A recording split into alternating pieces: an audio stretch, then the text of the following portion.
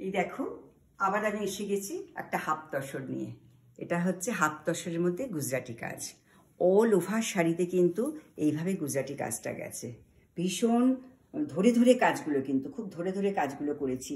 আর খুব ভালো কাজটা। এটা হচ্ছে কুচির জায়গাটা সারা শাড়িতে, এটা হচ্ছে কুচির পাড় ধরে গেছে। আর সারা শাড়িতে ছোট ছোট বুটি রয়েছে।